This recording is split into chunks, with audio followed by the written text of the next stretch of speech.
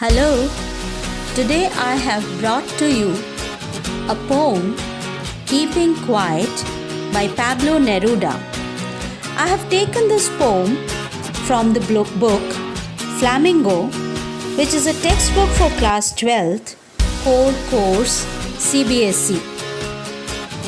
Pablo Neruda was an eminent poet, born in 1904 in Parel in Chile. He started writing his poems at the age of 13. His poems can be easily understood with the usage of simple images. He won the Nobel Prize for Literature in 1971 and died in 1973. This poem, Keeping Quiet, is a peace poem. Let us know the explanation. Keeping Quiet is a peace poem. Now the poet here, through his poem, advocates the need for peace in the universe. Now the question arises, how to bring about this peace? So he asks us to go for quiet introspection and retrospection, which will create mutual understanding between man and environment and man. This poem, Keeping Quiet, was written in 1971 and published in 1974 posthumously. Let us now read the poem and also understand the detailed explanation of it. The poem goes like this. Now we will count to 12 and we will all keep still. The meaning. We will count to 12. 12 indicates 12 hours of the clock or 12 months of the year. And we will all keep still. It indicates that there will be no movement, no speaking, no action, nothing. For once on the face of the earth, here earth has been personified and on the face indicates on the earth's crust. So over the earth as human beings live, let's not speak any language. Why? Because language brings about divisions among the human beings. Not only that, let's stop for 1 second. At least for 1 second, let us stop talking all the languages that we use and not also move our arms so much. Here, arms indicate hands as we use them to indicate our grudge, grievance, anger, etc. And also arms indicate the weapons used in the battle. It would be an exotic moment. Exotic moment is a wow moment, a rare feeling. Yes, of course. When nobody on the earth will be speaking to anybody, everybody will remain in their houses, there will be peace everywhere. It is a special moment. Why? Because it is a moment without rush, without engines. Without rush, nobody is running on a rat race and there are no engines that are working. Rather, we would all be together in a sudden strangeness. And what is this togetherness? To bring about world peace. Once the whole world joins together to fight against atrocities, to fight against wrong things happening, as just now during the COVID period we find that the whole world is joined together inside trying to undergo lockdown and fight the COVID, and this is a sudden strangeness that we come across within ourselves. In a sudden strangeness also indicates that there will be a moment of realization, looking within oneself, undergoing meditation, introspection, retrospection. There will be a complete realization that how peace on earth is required for the success of mankind as well as life on earth. Fishermen in the cold sea would not harm whales.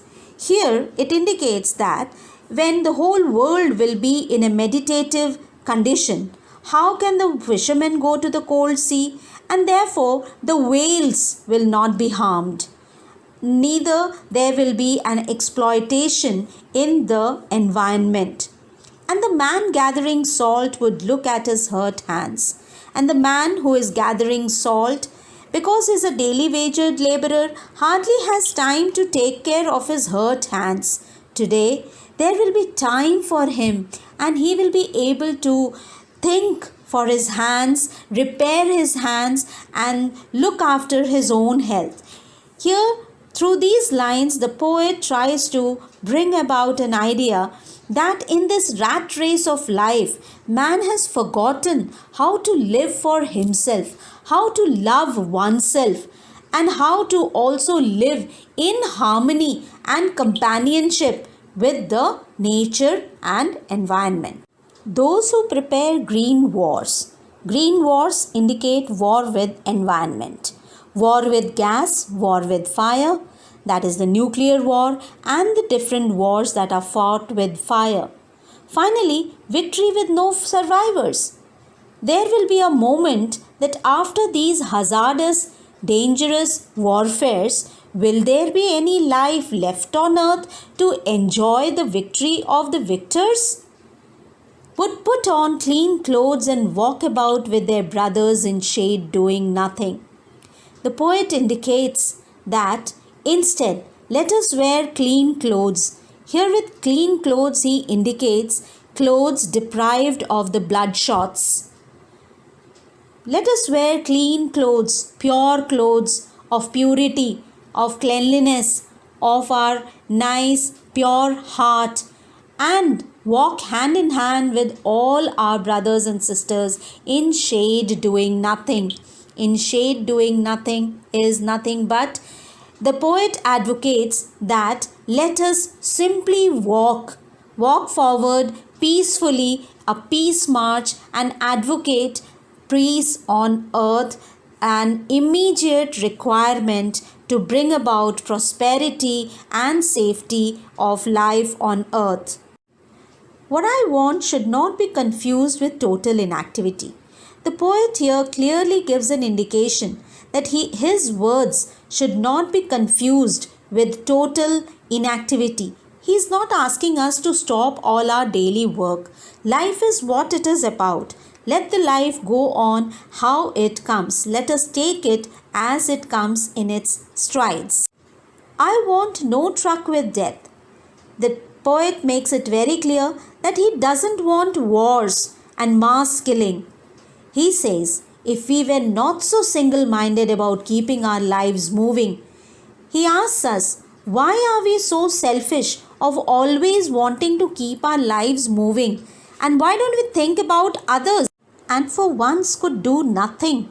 Simply, he wants us to meditate, to introspect and retrospect, look within ourselves and ask, why was I born? What is my need on this earth?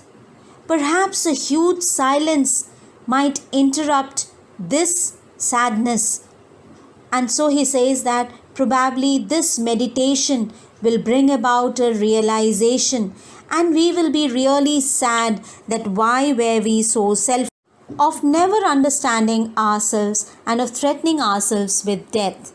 Why don't we understand that by being helpful, accommodating, beneficent, caring, charitable, supportive, thoughtful, we can bring about a huge mass together, and we all will be together thinking for each other, which is going to bring about a lot of harmony, brotherhood, togetherness, amiable relationship amongst ourselves. And then there will be a time when we won't be scared of our own death.